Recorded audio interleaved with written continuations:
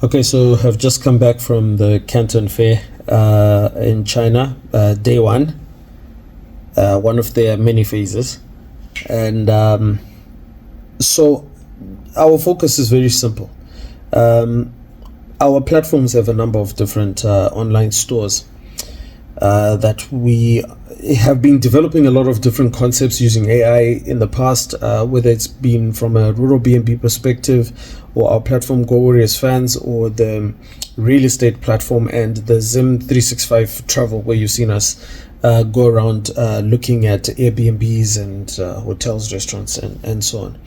And so we work in the consultancy field where we are always recommending different products to people. And so we have been compiling supplier databases for a while now, locally, of different companies in Zimbabwe that are supplying certain things that we think are beneficial to our clients.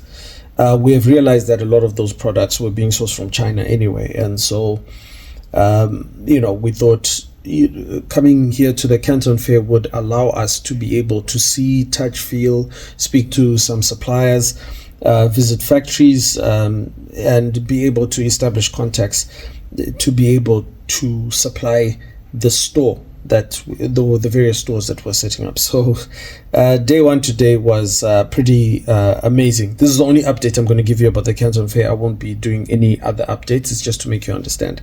It's like stepping into the future. There's quite a lot, especially for a person like me who knows how to connect the dots. I have really enjoyed being able to see, over the last 2 years, I develop a lot of concepts using AI and so on.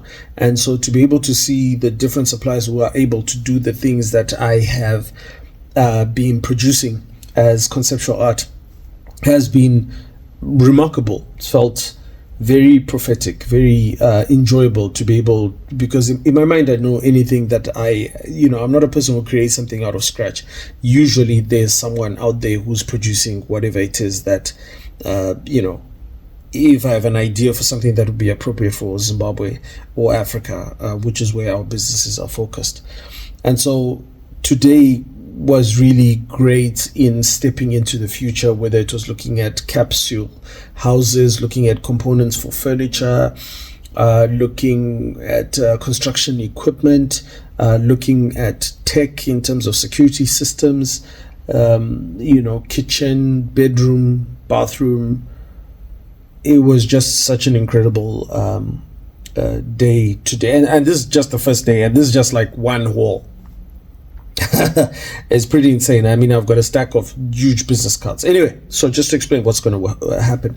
So we are compiling a suppliers database, also looking at the MOQs, which is the minimum order quantities for each of the suppliers, and then looking at what the prices are going to be and what the importation of the products are going to be. Now, I'm not just talking about Zimbabwe, we're talking generally the African constituent, or the clients that we have across the continent, and making that available to people in such a way that they know that it's being curated well enough. Because the biggest challenge that we're getting, especially with stuff that's coming in from China, is that firstly, there's a misconception to say that China is producing poor quality stuff, which is not true. I think there's stuff that's poor quality, but that's basically bad curatorship by the people who are bringing the products, say, into Africa. So they will just run and say, like, yeah, people will just buy this stuff, right? And it's true, people will just buy because it's cheap. But what you also forget is that there are a lot of very good quality things that are coming at a very good price.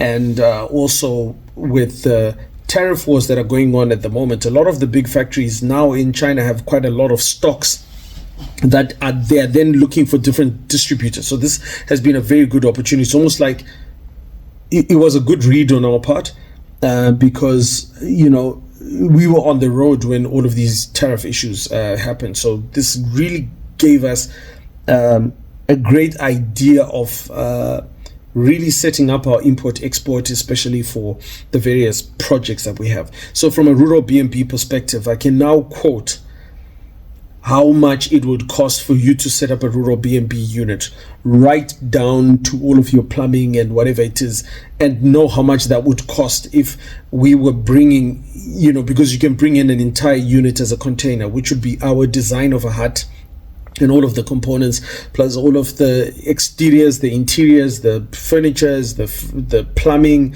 the gas, the heating, all of the different elements that are required for assembly in Zimbabwe. And so the idea for us is that I'm going to set that up as a platform and hopefully just get people who are interested in ordering this stuff to know what the MOQs are, which is the minimum order sort of quantities, whether there's going to be group buying or people who are interested in participating in invoice financing. So for example, I may say to you that it will be a great opportunity for us to bring in this particular product, but we need to order 10,000. So do you want to finance bringing in the 10,000 units and then enjoy a share of the profit of the stuff that's being sold? So there's a lot of different models that can be placed in here, and I'm really excited because we've got 4 more days.